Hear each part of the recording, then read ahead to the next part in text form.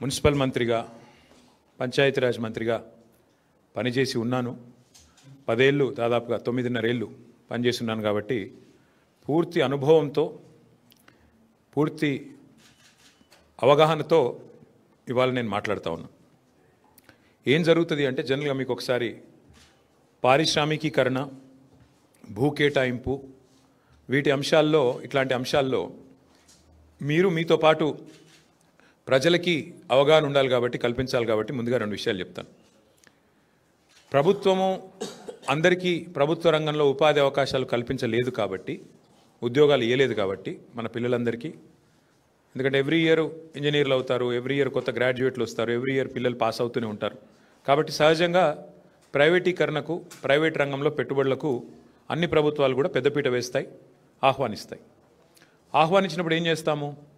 ఒక ప్రైవేట్ పరిశ్రమ వచ్చినప్పుడు వారికి రాయితీ మీద భూ కేటాయింపులు చేస్తాం. మార్కెట్లో ఉదాహరణకి ఇప్పుడు మనకు ఎగ్జాంపుల్ చెప్తున్నాను. హైదరాబాద్ నుంచి ఒక 20-25 కిలోమీటర్ల దూరంలో అక్కడ మార్కెట్ విలువ భూమిది ఎకరానికి 20 కోట్లు ఉన్నప్పటికీ మనం ఏం చేస్తామంటే కేవలం 2 కోట్లకో 1.5 కోట్లకో రిజిస్ట్రేషన్ వాల్యూ ఎంత ఉంటే అంతకో ఆ పద్ధతుల్లో మార్కెట్ వాల్యూ ఎంత ఉన్నప్పటికీ చాలా రాయితీలు ఇచ్చి మనం జనరల్గా భూ కేటాయింపులు చేస్తాం. అసలు ప్రభుత్వాలు ఎందుకు భూమి కేటాయింపులు చేస్తాయి? ప్రైవేట్ రంగంలో ఉండే పారిశ్రామికవేత్తలకి ఉపాధి కల్పన కోసం, ఉద్యోగాలు ఇస్తారు పిల్లలకి, మన పిల్లలకి మన రాష్ట్రంలో అనే ఉద్దేశం ఒకటైతే, రెండవది కంపెనీ పెట్టినప్పుడు సహజంగానే కంపెనీ ట్యాక్సులు కడుతుంది, రాష్ట్ర ఆదాయం పెరుగుతుంది, ఎకనామిక్ యాక్టివిటీ వస్తుంది. ఈ ఉద్దేశంతో మనం రాయితీలు ఇచ్చి భూ కేటాయింపులు చేస్తాం. ఇది ఈ ప్రభుత్వం ఆ ప్రభుత్వం అని కాదు, స్వాతంత్రం వచ్చిన నాటి నుంచి భారతదేశంలో ప్రతి ప్రభుత్వం, కాంగ్రెస్ ఉన్నా, తర్వాత టీడీపీ ఉన్నా, మొన్నటిదాకా బీఆర్ఎస్ ఉన్నా, ఎవరున్నా పారిశ్రామికవేత్తలకు, ప్రైవేట్ పెట్టుబడులకు స్వాగతం పలకడం అనేది ఒక ఆనవాయితీగా వస్తూ ఉన్నది. అయితే 10 ఏళ్ళు మేము ప్రభుత్వంలో ఉన్నప్పుడు మా దగ్గరికి చాలామంది వచ్చారు. అందులో కొంతమంది బ్రోకర్లు ఉన్నారు, కొంతమంది పారిశ్రామికవేత్తలు ఉంటారు. వాళ్ళు వచ్చి ఏం చెప్తారంటే, సార్ హైదరాబాద్లో మాకు విలువైన భూములు ఉన్నాయి, నాకు నాచారంలో ఒక 10 ఎకరాల భూమి ఉంది, గతంలో ప్రభుత్వమే కేటాయించింది, నేను అక్కడ పరిశ్రమ కూడా ఒక 10 ఏళ్ళు నడిపినా, కానీ ఇప్పుడు పరిశ్రమ మూతబడిపోయింది, ఇప్పుడు ఆ 10 ఎకరాలు నేను ఏమైనా చేద్దామంటే నాకు మరి అది పారిశ్రామిక జోన్లో ఉంది, అక్కడ నేను అపార్ట్మెంట్లు కట్టుకుంటా, నాకు పర్మిషన్ ఇయ్యి అని చెప్పి కొంతమంది బ్రోకర్లు వచ్చారు. నేను చాలా నిర్ద్వందంగా చెప్పిన, అది ప్రజల సొమ్ము, ప్రభుత్వం ఇచ్చిన భూమి అంటే అది ప్రజల సొమ్ము, నీకు అడ్డికి పావు షేర్ ఇచ్చిండ్రు, చాలా తక్కువ రేటుకు త్రోవే ప్రైస్కి నీకు ఇచ్చిండ్రు. ఇస్తే నువ్వు దానిలో పరిశ్రమ నడపాలా, ఉపాధి కల్పించాలా, కల్పించినావు కాబట్టి, కొంత నడిపినావు కాబట్టి నీకు సేల్ డీడ్ కూడా ఇచ్చేసింది గవర్నమెంట్. కానీ ఇవాళ నువ్వు అపార్ట్మెంట్లు కట్టుకొని మొత్తం డబ్బులు నువ్వే మింగుతా అంటే అది చాలా తప్పు. ఎందుకంటే అక్కడ ప్రైవేట్ రంగంలో ప్రైవేట్గా కొనుక్కుంటే అక్కడ 50 కోట్లు ఉంటుంది ఎకరం నాచారంలో. మరి నువ్వేమో ఎప్పుడో 20 ఏళ్ళ కింద తీసుకొని ఇప్పుడు దాన్ని ప్రైవేట్గా మొత్తం నేను మొత్తం గుటకాయ స్వాహా చేస్తా, నాకు మద్దతు ఇయ్యి అంటే నేను ఇవ్వలేను బాబు అని చెప్పిన. సరే మాకు డబ్బులు ఆఫర్ చేసినారు, చాలా చేసినారు, అట్లాగా సార్ మీకు ఇంత ఇస్తాం అంత ఇస్తాం, nothing doing, we will not do this, we will not entertain this అని చెప్పి మేము ఆ రోజు ఎక్కడా కూడా ఇట్లాంటి కన్వర్షన్లకు మేము తావు ఇవ్వలేదు. కానీ ఇవాళ ఎంత పెద్ద భూ కుంభకోణం అంటే ఇవాళ రేవంత్ రెడ్డి ప్రభుత్వం తెరలేపింది సామాన్యమైన భూ కుంభకోణం కాదు.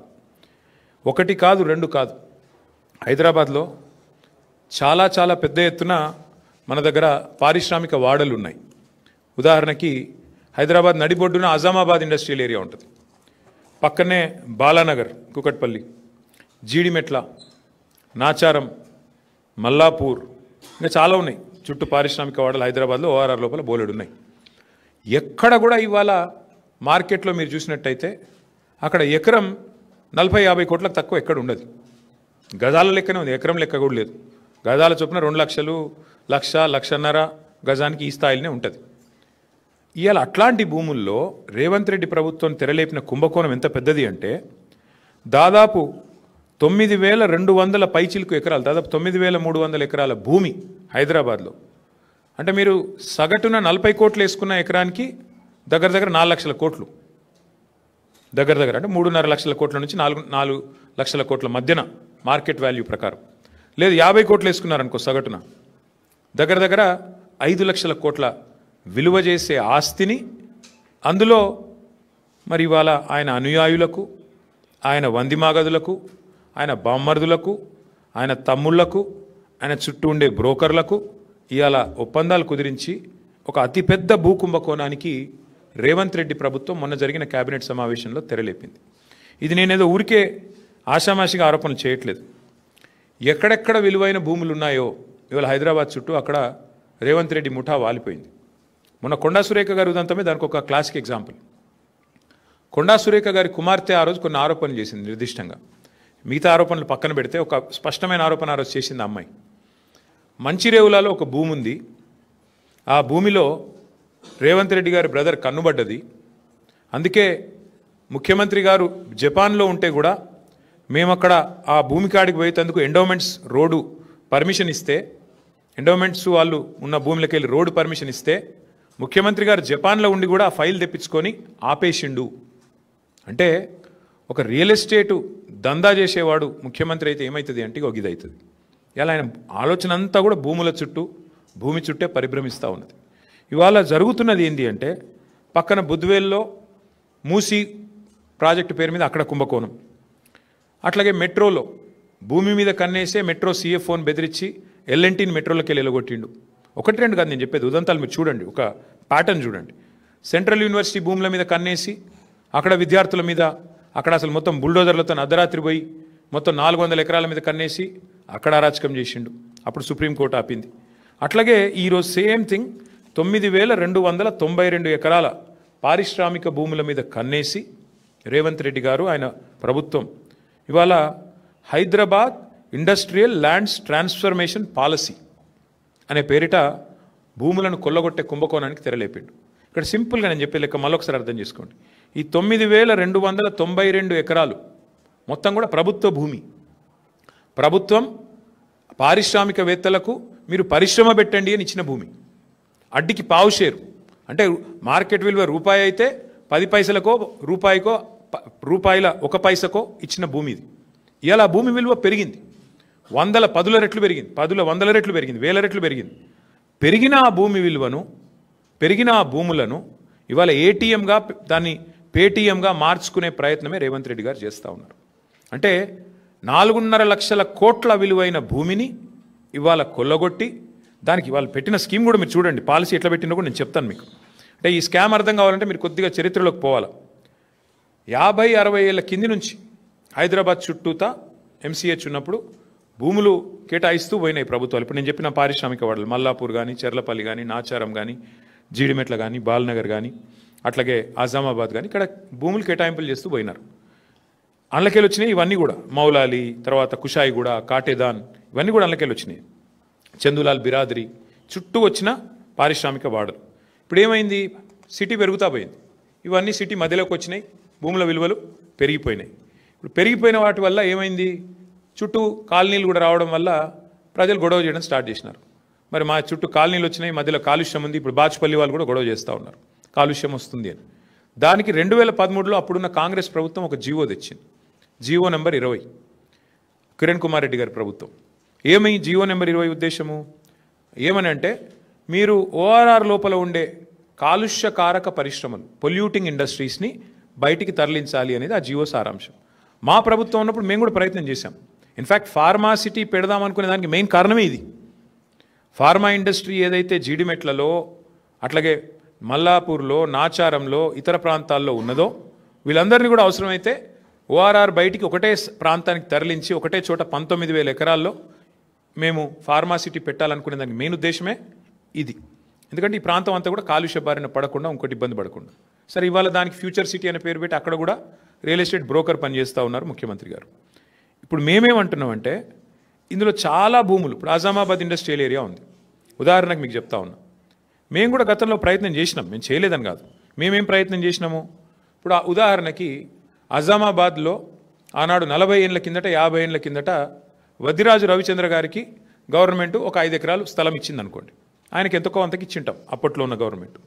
ఇచ్చిన తర్వాత వద్దిరాజు గారు కొంతకాలం నడిపిండు ఇండస్ట్రీ, ఓ 10 ఏళ్ళకో 15 ఏళ్ళకో నడిపి తర్వాత ఫర్ వాట్ ఎవర్ రీజన్ ఆయన బంద్ పెట్టుకున్నాడు. తర్వాత భూమి ఆయన చేతుల్లో ఉంది, అవసరమైతే ఆడు ఇంకేదో చేస్తున్నాడు.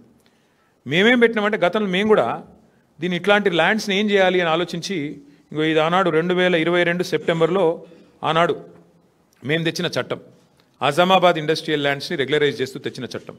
అందులో ఏం పెట్టాం మేము, ఒకవేళ వద్దిరాజు రవిచంద్ర గారికి మనం ఇచ్చిన భూమి కనుక ఆయన చేతుల్లోనే ఉంటే ఆ రోజు డబ్బులు కట్టి ఉన్నప్పటికీ కూడా ఇవాళ మరి ల్యాండ్ యూజ్ మారుతున్నది కాబట్టి, ఆ రోజు పరిశ్రమకున్న భూమిని ఇవాళ మారుస్తున్నారు కాబట్టి 100% రిజిస్ట్రేషన్ 100% మళ్ళీ కట్టి ఇస్తే మళ్ళీ మీకు ఇస్తాము, మీరు వాడుకోండి అని చెప్పాం. లేదు, కొంతమంది ఏం చేస్తారు, వద్దిరాజు రవిచంద్ర గారికి ఇచ్చింది, ఆయన ఏం చేసింటాడు, ల్యాండ్ 15 ఏళ్ళకో అవసరం పడి అమ్ముకుంటాడు. గంగుల కమలాకర్ గారికి అమ్ముకున్నాడు అనుకోండి. ఇప్పుడు గంగుల కమలాకర్ గారి చేతిలో ఉందనుకో ఆ భూమి, ఎగ్జాంపుల్ చెప్తున్నా, మీరు సీరియస్ తీసుకున్నారు. గంగుల కమలాకర్ గారి చేతిలో ఉంటే ఒరిజినల్ అలాటీ చేతిలో కాకుండా ఇంకొకరి చేతిలో కనుక మారింటే ఆ రోజు మా ప్రభుత్వం పెట్టింది ఏంటి అంటే నిబంధన, అట్లాంటి కేటగిరీ ఉంటే కేటగిరీ 2 కింద పెట్టి 200% కట్టాలి మీరు, 200%. ఎందుకంటే మీరు అప్పుడే నిబంధనలు తుంగలో దెక్కారు. రవిచంద్ర గారికి ఇస్తే రవిచంద్ర గారు నడపకుండా ఇంకొకరికి అమ్ముకున్నాడు, ప్రభుత్వ భూమి హక్కు లేకపోయినా అమ్ముకున్నాడు, ఆయన కొనుక్కున్నాడు, కాబట్టి 200% అని పెట్టినాం. ఈరోజు వీళ్ళు ఏం చేస్తున్నారు ఎరికేనా మీకు, ఎంత టూ మచ్ అంటే, కేసీఆర్ ప్రభుత్వం వచ్చినాక మీకు తెలుసు హైదరాబాద్ నగరంలో కాదు మొత్తం తెలంగాణలో భూముల ధరలకు రెక్కలు వచ్చినాయి. 5 లక్షలు కూడా పలకని భూమి ఒక్కొక్క కాడ 50 లక్షలకు పోయింది. 10 రెట్లు, 20 రెట్లు, 30 రెట్లు పెరిగిన భూములు ఎన్నో ఉన్నాయి తెలంగాణ వ్యాప్తంగా. ఆదిలాబాదు, నారాయణఖేడు, ఈ మూల ఆ మూలని కాదు, అలంపూరు, గద్వాల, అంతటా భూముల ధరలు పెరిగినాయి. ఇవాళ రేవంత్ రెడ్డి గారు ఏం చేస్తున్నారంటే, ఆయన ప్రభుత్వం ఏం ఆలోచన, ఎంత పెద్ద కుంభకోణం అంటే ఇదేం పాలసీ అంటే తెలుసా మీకు, ఈ 9,292 ఎకరాలు వీళ్ళు ఏం చేస్తారట అంటే, మా గవర్నమెంట్లో మేమున్నప్పుడేమో 100% SRO రేట్ చెల్లించాలా ఒరిజినల్ అలాటీ చేతిలో ఉంటే, ఒరిజినల్ అలాటీ చేతిలో కాకుండా ఇంకోరి చేతికి పోతే 200% అని పెడితే, రేవంత్ రెడ్డి ఏమంటున్నాడు, కేవలం అప్లికేషన్ పెట్టుకుంటే వారం రోజులనే పర్మిషన్ ఇస్తారట. ఏది, టీఎస్ ఐపాస్ లెక్క, అర్జెంటుగా డబ్బులు కావాలి కాబట్టి, అర్జెంటుగా లూట్ చేయాలి కాబట్టి వారం రోజుల్లో పర్మిషన్, మరొక వారం రోజుల్లో స్పెషల్ సిఎస్ ఆధ్వర్యంలో కమిటీ అప్రూవల్, మరొక వారం రోజుల్లో ఫీజు డిమాండ్ నోటీస్, 45 రోజుల్లో మొత్తం ప్రక్రియ పూర్తి. అన్నింటికి మించిన హైలైట్ ఏంటంటే 100%, 200% నిబంధన మనం పెడితే మన కేసీఆర్ గవర్నమెంట్లో 30% కడితే చాలంట. ఎంత హైలైట్ అంటే 30% చాలంటే, ఇది 30% SRO విలువ. ఉదాహరణకి మీకు ఎగ్జాంపుల్ చెప్తాను. అజామాబాద్లో ప్రస్తుతం SRO విలువ, SRO వాల్యుయేషన్ 32,000 రూపాయలు ఉంది, కానీ అక్కడ మార్కెట్లో 1,50,000 ఉంటుంది. యాజ్ ఇట్ ఈస్ 5 రెట్ల తేడా ఉంటుంది. బాలానగర్లో 45,000 ఉంది, కానీ బయట మార్కెట్లో 2 లక్షలు ఉంటుంది. జీడిమెట్లలో 32,000, 12,000 నుంచి 32,000 ఉంది, మార్కెట్ వాల్యూ దగ్గర దగ్గర 1,00,000 ఉంది. నాచారంలో 2,300 రూపాయల నుంచి 37,000 దాకా ఉంది, మార్కెట్ వాల్యూ 1,00,000 ఉంది గజం. నేను చెప్పేది చెర్లపల్లిలో 10,000 ఉంది గజం SRO ప్రకారం, మార్కెట్ వాల్యూ కనీసం 75,000-80,000 ఉంటుంది. మల్లాపూర్లో కేవలం 8,400 ఉంది SRO వాల్యుయేషన్, మార్కెట్ వాల్యూ కనీసం 70,000-75,000 ఉంటుంది. ఇప్పుడు వాళ్ళు చెప్పే, రేవంత్ రెడ్డి చెప్పే లెక్క ఏంటంటే, చెర్లపల్లిలో నీకు ఇండస్ట్రీ ఉందనుకో, మార్కెట్ వాల్యూ అక్కడ 1,00,000 ఉన్నప్పటికీ SRO వాల్యూ 10,000 ఉంటే రేవంత్ రెడ్డి గారు ఏమంటున్నారు, మీరు అందులో 3,000 కడితే చాలంట, మీకు ఇచ్చేస్తాం 45 రోజుల్లో. ఇంకా హైలైట్ చెప్తాను మీకు. ఉదాహరణకి అంటే కేసీఆర్ ప్రభుత్వంలో అజామాబాద్లో మీకు ఈ ల్యాండ్ మీకు ఉంటే, మీరు దాన్ని రెగ్యులరైజ్ చేసుకోవాలంటే మీరు 32,000 అక్కడ మార్కెట్ SRO వాల్యూ ఉంటే, మీరు చేతులు కింద మారింటే 64,000 కట్టాలని మనం పెట్టినాం. ఇప్పుడు రేవంత్ రెడ్డి గారు ఏమంటున్నారు తెలుసా, 32,000 వాల్యూ ఉంటే SROది కేవలం 10-11,000 కడితే చాలు, మీకు ఇచ్చేస్తాం, మీరు తీసేసుకోండి. అంటే దీని వెనక ఉన్న కుంభకోణంలో ఇక్కడ మెయిన్ పాయింట్ ఏంటంటే, ఇవాళ ఒక ముఠా తిరుగుతుంది హైదరాబాద్లో. ఆ ముఠా సభ్యులు ఎవరెవరే అంటే, ఏవీ రెడ్డి, కొండల్ రెడ్డి, తిరుపతి రెడ్డి, కృష్ణారెడ్డి, వీళ్ళు ఎవరో కాదు, అంతా ముఖ్యమంత్రి గారి బిజినెస్ పార్ట్నర్లు, ఆయన కుటుంబ సభ్యులు. మొత్తం అగ్రిమెంట్లు చేసి పెట్టుకున్నారు. ఇవన్నీ మొత్తం ఈ భూములన్నిటికీ అగ్రిమెంట్లు, వెనకాల MOUలు, ఒప్పందాలు అన్నీ కుదుర్చుకున్న తర్వాతనే మళ్ళీ దీని మీద RR ట్యాక్స్ ఉంటుంది. ప్రతి దగ్గర ప్రభుత్వానికి వచ్చేది 30%, మళ్ళీ తర్వాత 60%, 70% రేవంత్ రెడ్డి గారికి, కాంగ్రెస్కు ట్యాక్స్ కట్టాలి, కప్పం కట్టవలసిందే. ఈ లెవెల్లో అంటే ఒక 4-5 లక్షల కోట్ల భూములకు వీళ్ళు పెట్టిన టెండర్ ఇది. నేను అడిగేది ఒక్కటే, మీరు ఆలోచించండి దయచేసి. మొన్న మీరు జూబ్లీహిల్స్ ఎలక్షన్ చూసినారు, అక్కడ ముస్లిం సోదరులకి శ్మశాన వాటికకి ఇద్దామంటే 2 ఎకరాల జాగలేదు, 2 ఎకరాలు జాగలేదు జూబ్లీహిల్స్లో. హైదరాబాద్లో ఒక ఇందిరా మిల్లు ఇయ్యలే 2 ఏళ్లలో. ఒక పేదవాడికి హైదరాబాద్ ఇల్లు కడదామంటే ఇవాళ 1 ఎకరం జాగలేదు ప్రభుత్వం దగ్గర. హైదరాబాద్ కాంక్రీట్ జంగల్గా మారిపోతున్నది. ఒక పార్క్ కడదామంటే జాగలేదు. నేను ఇవాళ రేవంత్ రెడ్డిని అడుగుతున్నా, 9,292 ఎకరాల విలువైన భూమి నువ్వెందుకు ప్రైవేట్ వాళ్ళకి దారాదత్తం చేస్తున్నావు? ఇది ప్రభుత్వ భూమి కదా. ప్రభుత్వ భూమిని మీరు పారిశ్రామికీకరణ కోసం, పారిశ్రామిక అవసరాల కోసం ప్రైవేట్ వ్యక్తులకు రాయితీ మీద ఇచ్చిన భూమి ఎందుకు వాళ్ళ కండిషన్ పెడతలేవు? నీకు నిజంగా డబ్బులు కావాలంటే ఓపెన్ మార్కెట్లో ఆక్షన్ పెట్టు, ఓపెన్ మార్కెట్లో ఆక్షన్ పెట్టు, వాళ్ళని కూడా పాల్గొనమను. వెనక్కి తీసుకో, క్యాన్సిల్ చేయి. నీకు పరిశ్రమ కోసం కేటాయించినా నువ్వు పరిశ్రమ నడుపుతలేవు కాబట్టి is is null and white, cancel చేయి, ఓపెన్ భూమిలో ఆక్షన్ పెట్టు. అది పెడతలేడు. రెండోది, హైదరాబాద్లో నీకు ఇల్లు కట్టేందుకు జాగలేదు, పార్కుకు జాగలేదు, ఒక్క ఇందిరా మిల్లు ఇయ్యలేదు నువ్వు. హైదరాబాద్లో శ్మశానాలకు కూడా దిక్కులేదు జాగా.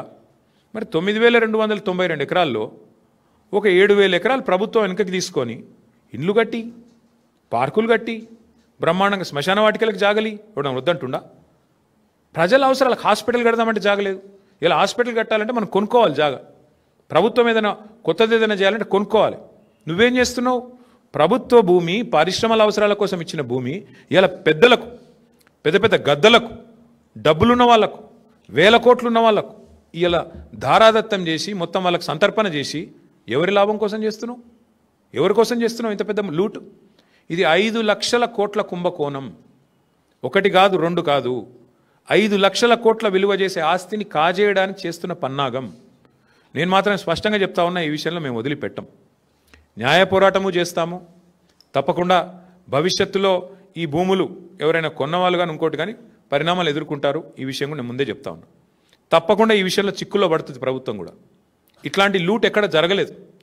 బాంబేలో, మహారాష్ట్రలో మేము కూడా స్టడీ చేసినాం పాలసీలు ఆనాడు గవర్నమెంట్లో ఉన్నప్పుడు వీటిని ఎట్లా చేద్దామని. మహారాష్ట్రలో పెద్ద ఎత్తున టెక్స్టైల్ మిల్స్ ఉండేది బాంబేలో, కమలా మిల్స్ అని, ఫినిక్స్ మిల్స్ అని. అక్కడ ఏం చేసినారు తెలుసా? ఇట్లాగే సేమ్ థింగ్, ఊరు మధ్యలోకి వచ్చేసింది మిల్లు. ఏం చేసినారు?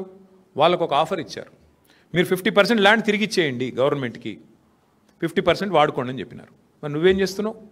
9,292 ఎకరాలు నీ అత్త సొమ్ము అన్నట్టు, నీ అబ్బ సొత్తు అన్నట్టు ఇలా సంతర్పణ చేస్తున్నావు. ఎవరి సొత్తు? ఎందుకు అడుగుతలేవు? వెనకకు సగం ఇచ్చేయమని అడుగు, డిమాండ్ పెట్టు. 50% land should be given back. కట్టు, అందులో ఇందిరా ఇల్లు కట్టు, హాస్పిటల్ కట్టు, పేదవాళ్లకు మరి బ్రహ్మాండంగా ఇల్లు కట్టి మేము వద్దంటున్నామా?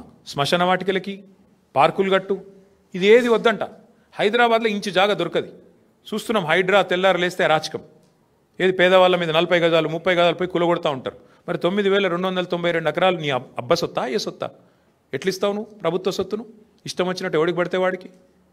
ఈ విషయంలో వదిలిపెట్టం, ఊరుకోము. ఇది పెద్ద లూటు. ఇంతకు మించిన దోపిడీ బహుశా భారతదేశంలో ఎక్కడ జరగలేదు. ప్రభుత్వం డైరెక్ట్గా క్యాబినెట్లో పెట్టి ఇవాళ దోచుకునే ప్రయత్నం చేస్తూ ఉంది. మేమేమో 15 రోజుల్లో అనుమతులు పరిశ్రమలకు అందించినాం. నువ్వేం చేస్తున్నావు? 15 రోజుల్లో భూములు అమ్ముకోవడానికి, 15 రోజుల్లో ఇష్టం వచ్చిన వాడికి ఇష్టం వచ్చినట్టు అగ్రిమెంట్లు చేసుకోవడానికి, తెర వెనుక బాగోతాలు చేసుకోవడానికి, సెటిల్మెంట్లు చేసుకోవడానికి. నేను చెప్పట్లేదు కదా, మీ మంత్రి గారు కుమార్తె చెప్తోంది భూముల గురించి ఎట్లా దందాలు జరుగుతున్నాయి, ఎట్లా గొడవలు జరుగుతున్నాయి, ముఖ్యమంత్రుల అనుయాయులు తుపాకులు పెట్టి ఎట్లా బెదిరిస్తున్నారు, ఇవన్నీ కూడా జరుగుతూ ఉన్నాయి. ఖచ్చితంగా దీన్ని విత్డ్రా చేసుకోవాలి ప్రభుత్వం, లేకపోతే మాత్రం మేము ఊరుకోము. ముమ్మాటికి కొట్లాడతాం, న్యాయ పోరాటం చేస్తాం, ప్రజల్లో కూడా ఈ అంశాన్ని పెద్ద ఎత్తున తీసుకొని పోతాం. ఇంకొక మాట కూడా నేను చెప్తా ఉన్నా, పారిశ్రామికవేత్తలు ఎవరైతే ఈ భూములు పొందారో మీరు కూడా గుర్తుపెట్టుకోండి. తప్పకుండా ప్రతిరోజు ఒక రోజులాగా ఉండదు. భవిష్యత్తులో వచ్చే ప్రభుత్వాలు డెఫినెట్గా మా ప్రభుత్వం వస్తుంది. తప్పకుండా మీరు ఇప్పుడు ఈ విషయంలో అనవసరంగా రేవంత్ రెడ్డి కుట్రలో పడితే, ట్రాప్లో పడితే మీరు కూడా ఇబ్బందులు పాలవుతారు, ముందే చెప్తా ఉన్నాం. ఎందుకంటే ఇవాళ ఆయన సెటిల్మెంట్ల కోసం, ఆయన పైసల కోసం ఆయన దిక్కుమాలిన దందాలు చేస్తుండొచ్చు. మీరు ఈ ట్రాప్లో పడకండి. న్యాయంగా చేద్దాం. చేసేది ఉంటే 100% 200% కట్టాలా, లేదా వాపస్ 50% ప్రజలకు ఇవ్వాలా? మీకు ఇచ్చిందే. ఇప్పుడు సింపుల్ లెక్క, నేను మా సుదర్శన్ రెడ్డి గారికి ల్యాండ్ కేటాయించానండి. ఉదాహరణకు చెప్తాను, ఇంకొకటి మీకు అర్థమవుతుంది, సులువైన భాషలో చెప్తున్నాను. సుదర్శన్ రెడ్డి వస్తాడు నా దగ్గరికి, అన్న నాకు హైదరాబాద్లో నువ్వు ప్రభుత్వంలో ఉన్నావు కదా, 1 ఎకరం కేటాయించు భూమి అంటాడు. ఉత్తగానే కేటాయిస్తారా? ఇయ్యం కదా. దేనికి అని అడుగుతాం. దేనికి ఇవ్వాలి నీకు భూమి? లేదన్నా నేను అపార్ట్మెంట్ కట్టుకుంటా, నాకు ఈ బయట కొంటే 50 కోట్లు అవుతుంది, నాకు 10 కోట్లకి అంటే ఇస్తామా? ఇవ్వలేము. అదే సుదర్శన్ రెడ్డి, అన్న నేను ఇండస్ట్రీ పెడతా, నాకు 1 ఎకరం అంటే ఇస్తాం. ఎందుకు? పరిశ్రమ పెడితే ఉపాధి వస్తుందని ఇస్తాం. కానీ సుదర్శన్ రెడ్డి 10 ఎకరం భూమి తీసుకొని ఇచ్చిన ఉద్దేశం నెరవేరకుండా అసలు ఇచ్చిన పని పక్కకు పెట్టేసి నేను అపార్ట్మెంట్లు కట్టేసిండు అనుకో తెల్లారు ఏం చేయాలి నేను ప్రభుత్వంగా? ఖచ్చితంగా వెంటనే స్వాధీనం చేసుకోవాలి. నేను అడిగేది అది. ఇది ప్రజల సొత్తు, ఇది ప్రజల భూమి. అడ్డికి పావు షేర్ ఇవాళ పారిశ్రామికవేత్తలకు ఇచ్చి వాళ్ళు మొత్తం వాళ్ళ తరతరాలు, వాళ్ళ కుటుంబ సభ్యులు, వాళ్ళ మునిమన్మన్లు దోచుకతినే నీకు ఆ ప్రభుత్వ భూమి ఇచ్చేది. ఎట్టి పరిస్థితుల్లో ఒప్పుకోమిది. ఇది మా ప్రభుత్వంలో 9.5 ఏళ్లలో మేము ఎక్కడ ఇయ్యలేదు. చాలామంది వచ్చినారు బ్రోకర్లు మా దగ్గర కూడా, కానీ మేము చేయలేదు ఇట్లాంటి గలీజ్ పని. ఎందుకంటే ఇది ప్రజల సొత్తు. వస్తే కూడా నేను చెప్పాను, అందులో మా నాయకులు కూడా వచ్చారు, అది కూడా చెప్తున్నాను నేను.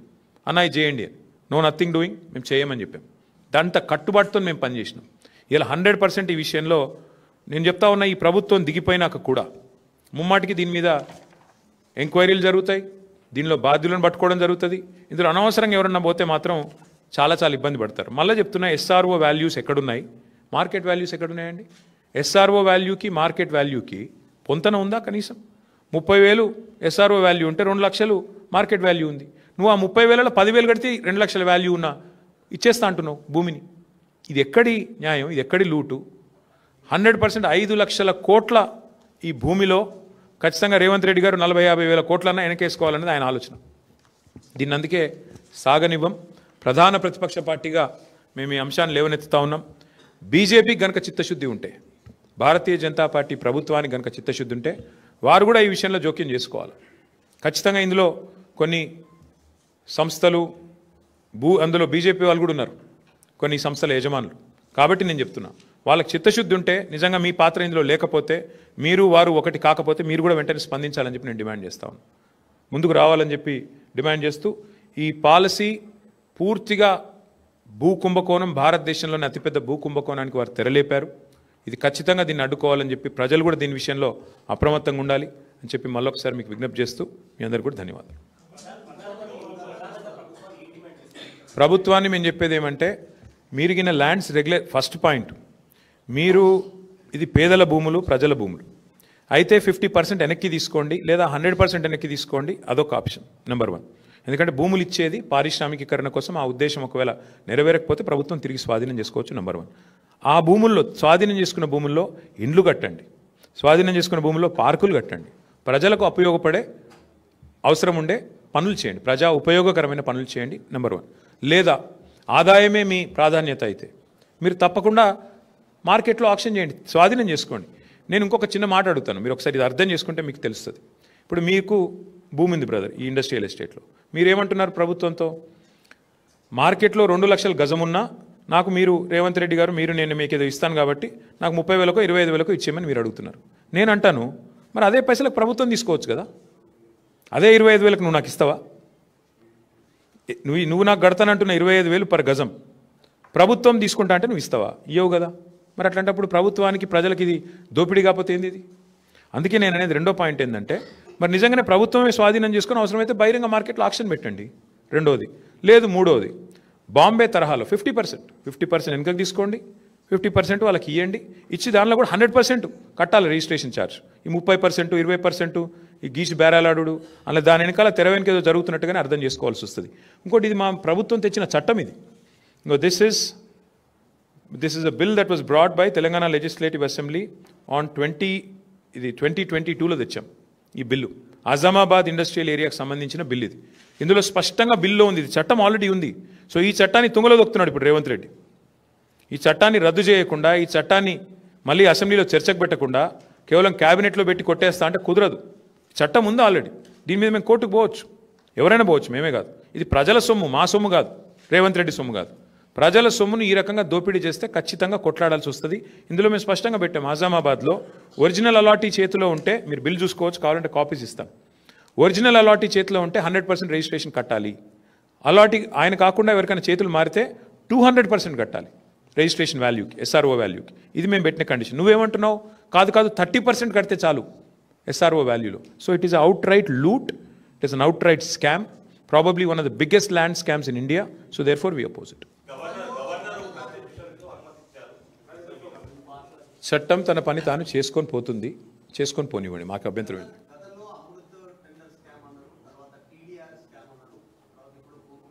ఇదేది ఇది ఎట్లా ఉందంటే, ఇవాళ జాయింట్ వెంచర్ గవర్నమెంట్ నడుస్తుంది తెలంగాణలో. కాంగ్రెస్ బీజేపీ కలిసి ప్రభుత్వాన్ని నడుపుతున్నాయి. మేము అమృత్ స్కామ్లో ముఖ్యమంత్రి గారి బావమరిదికి కేంద్ర ప్రభుత్వం వర్క్ ఇచ్చింది. ఆయనకు అర్హత లేకపోయినా, ఫైనాన్షియల్ కేపబిలిటీ లేకపోయినా ఇవాళ 2 crore టర్నోవర్ ఉన్న కంపెనీకి 1137 crore టెండర్ ఇచ్చారు. మరి కేంద్ర ప్రభుత్వం, రాష్ట్ర ప్రభుత్వం, కాంగ్రెస్ బీజేపీ ఎంత లోతుగా సంబంధం ఉందో దాన్ని బట్టే చెప్పొచ్చు. వెంటనే ఒక బీజేపీ ఎంపీకి ఇక్కడ ముఖ్యమంత్రి గారు 1350 కోట్ల వరకు ఇక్కడ స్టేట్ గవర్నమెంట్ ఇచ్చింది. అంటే ఎంత లోతైన జాయింట్ వెంచర్ అయితే దాన్ని బట్టి చెప్పొచ్చు. సో అమృత్ అట్లా. టీడీఆర్ మీరు చూస్తున్నారు, టీడీఆర్ కూడా మొత్తం ఇవాళ ఎక్కడ పోతారు, వాళ్ళు ఎక్కడ పోతారు, మేము ఎక్కడ పోతాం. మళ్ళీ గవర్నమెంట్లోకి వస్తాం, అన్నీ తెరుస్తాం, అన్ని బుక్కులు తెరవాల్సి వస్తుంది. ఎవరెవరి చేతిలో ఉన్నాయంటే ఇందాక నేను చెప్పిన బ్రోకర్ల పేర్లు చెప్పాను కదా 10 మంది, ఆ దండుపాలెం బ్యాచ్ చేతిలోనే టీడీఆర్లు అన్నీ కొనుక్కున్నారు. ఇవాళ వాళ్ళే చేస్తున్నారు ఇదంతా.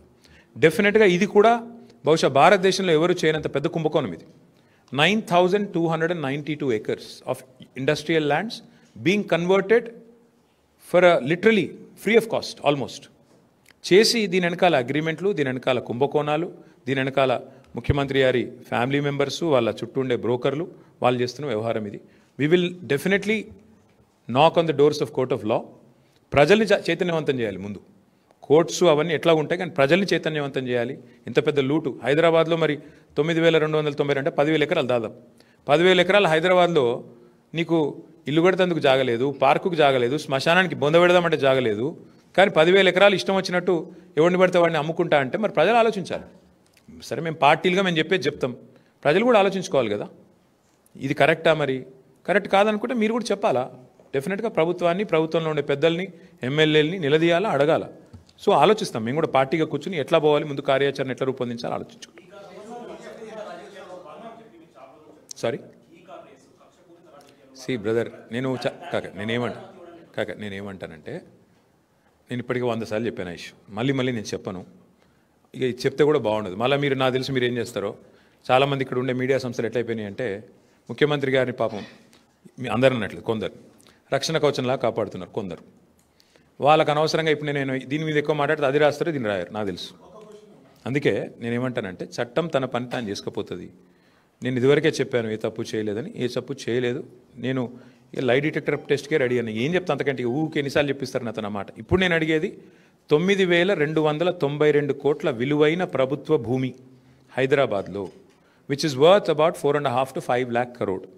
దీని ముఖ్యమంత్రి గారు ప్రభుత్వం ఏ బేసిస్లో అడ్డికి పావు షేర్ అమ్ముతున్నది, ప్రజలకు ఇవ్వకుండా ప్రజల సొమ్మును ప్రైవేట్ వాళ్ళకు కట్టుబెట్టే ప్రయత్నం ఎందుకు చేస్తున్నది, దానికి ప్రధానంగా ప్రభుత్వం సమాధానం చెప్పాలి. ఒకరు అడగండి ఏమంటావు బ్రదర్, మళ్ళీ చెప్తున్నా, ఎవరు అనుమతి ఇచ్చినా ఎవరేం చేసినా చట్టం తన పని తాను చేసుకుపోతుంది, మా పని మేము చేసుకుపోతాం. ఏముంది అందులో ఎట్లా పోయినాం కదా. తమ్ముడు ఒక మాట, మా సుదర్శన్ రెడ్డి ఇక్కడనే ఉన్నాడు, సివిల్ సప్లైస్ కార్పొరేషన్ చైర్మన్గా పనిచేసిండు. మా సివిల్ సప్లైస్ మినిస్టర్గా పనిచేసిన గంగుల కమలాకర్ గారు ఉన్నారు, మా రాజ్యసభ సభ్యులు రవిచంద్ర గారు ఉన్నారు. ముగ్గురు పోయినరు. మేమేమి ఏది కూడా మేము స్టార్ట్ చేసి వదిలిపెట్టేటోళ్ళం కాదు. మేము పోయినాం, ఈడీ దాకా పోయి ఇచ్చొచ్చినాం. కానీ ఏముంది అలా ఈడ కలిసిపోయి ఉన్నారు, మంచిగా జాయింట్ వెంచర్ గవర్నమెంట్ నడుస్తుంది. అరే పొంగులేటి శ్రీనివాసరెడ్డి గారి ఇంటి మీద రైడ్ అయితే ఈడీ 2 రోజులు రైడ్ అవుతుందా?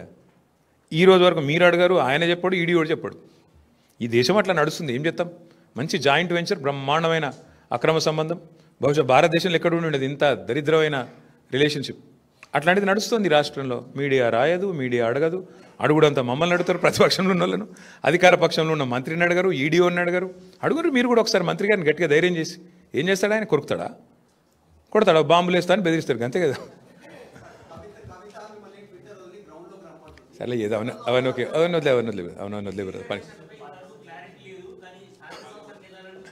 సరే ఇక అవన్నీ మళ్ళీ మాట్లాడుకుందాం, తొందర ఏం లేదు.